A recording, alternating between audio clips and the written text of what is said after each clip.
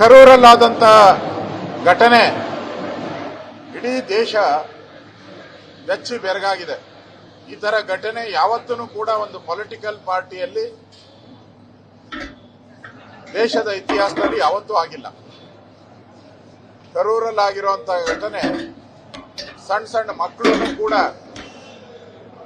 ಸತ್ತಿರೋದಂತ ನಾವು ನೋಡ್ತೀರಿ. ನಾವು ಇಲ್ಲಿ ವಿಧಾನಸೌಧದ ಮುಂದೆ ಸಿದ್ದರಾಮಯ್ಯ ಡಿ ಕೆ ಶಿವಕುಮಾರ್ ಮಾಡಿದಂತ RCB ಅನಾಹುತವನ್ನ ನೋಡಿ ಸುಮಾರು 11 ಜನ ಈ ಅನಾಹುತದಲ್ಲಿ ಮಕ್ಕಳು ಎಲ್ಲ ಸತ್ತಿದ್ರು. ಅದೇ ನಮಗೆ ದೊಡ್ಡ ಆಘಾತ.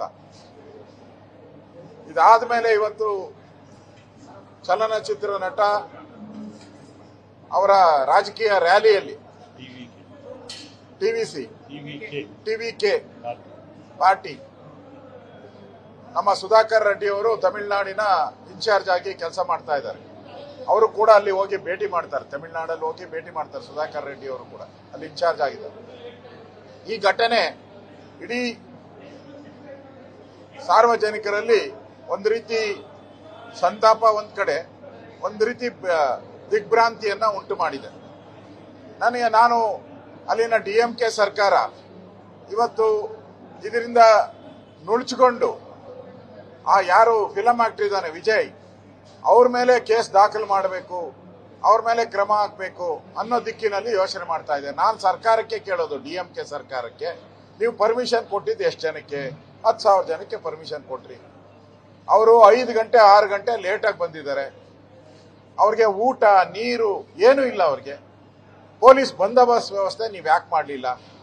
ಹಿಂದೆ ಮದ್ರಾಸ್ ಹೈಕೋರ್ಟ್ ಇದ್ರ ಬಗ್ಗೆ, ಈ ರ್ಯಾಲಿ ಬಗ್ಗೆ, ವಿಜಯನ್ ರ್ಯಾಲಿ ಬಗ್ಗೆ ಒಂದು ನಿರ್ದೇಶನವನ್ನು ಕೂಡ ರಾಜ್ಯ ಸರ್ಕಾರಕ್ಕೆ ಕೊಟ್ಟಿದೆ.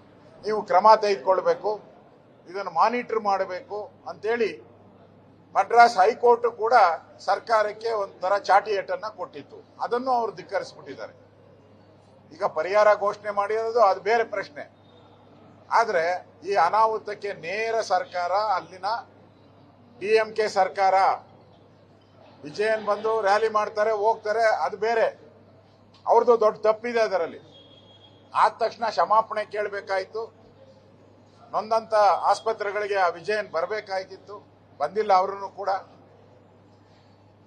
DMK ಸರ್ಕಾರ ಇವತ್ತು ಅದನ್ನ ನ್ಯಾಯಾಂಗ ತನಿಖೆಗೆ ಕೊಡಲಿಲ್ಲ. ರಿಟೈರ್ಡ್ ಜಡ್ಜ್ ಮುಖಾಂತರ ಹೇಳಿದ್ದಾರೆ, ನಮ್ಮ ತಮಿಳುನಾಡಿನ BJP ಘಟಕ ಇದು ನ್ಯಾಯಾಂಗ ತನಿಖೆ ಆಗಬೇಕು, ಸಿಟ್ಟಿಂಗ್ ಜಡ್ಜ್ ಮುಖಾಂತರ ಆಗಬೇಕು. ಯಾಕೆಂದ್ರೆ ಇಲ್ಲಿ ರಾಜ್ಯ ಸರ್ಕಾರದ ಪಾತ್ರನೇ ಮೇನ್. ಬೇರೆ ಬೇರೆ ಪ್ರೊಟೆಸ್ಟ್ಗಳು ನಡೀತದೆ ದೇಶದಲ್ಲಿ, ಬೇರೆ ಬೇರೆ ಪ್ರೊಟೆಸ್ಟ್ಗಳು ನಡೀತದೆ, ರಾಜ್ಯದಲ್ಲೂ ನಡೀತದೆ. ಆದ್ರೆ ಕಾನೂನು ಸುವ್ಯವಸ್ಥೆ ಕಾಪಾಡುವಂಥದ್ದು ರಾಜ್ಯ ಸರ್ಕಾರದ ಕರ್ತವ್ಯ. ಅವ್ರು ಪರ್ಮಿಷನ್ ತಗೊಂಡಿದ್ದಾರೆ, ಪರ್ಮಿಷನ್ ಕೊಟ್ಟಿದ್ದೀರಾ ನೀವು.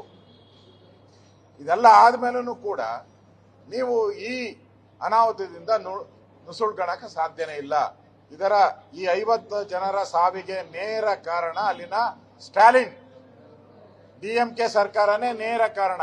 ಅವ್ರ ಮೇಲೆ ಕ್ರಮ ಆಗಬೇಕು, ಸಿಟ್ಟಿಂಗ್ ಜಡ್ಜ್ ಇಂದ ನ್ಯಾಯಾಂಗ ತನಿಖೆ ಆಗಬೇಕು ಅಂತೇಳಿ ನಾವು ಕರ್ನಾಟಕ BJP ಘಟಕನೂ ಕೂಡ ಆಗ್ರಹವನ್ನ ಮಾಡ್ತೀರಿ. ಈಗಾಗಲೇ ತಮಿಳುನಾಡು BJP ಘಟಕ ನಮ್ಮ ಸುಧಾಕರ್ ರೆಡ್ಡಿ ಅವರು ಕೂಡ ಈಗಾಗಲೇ ನ್ಯಾಯಾಂಗ ತನಿಖೆಗೆ ಆಗ್ರಹವನ್ನ ಮಾಡಿದ್ದಾರೆ.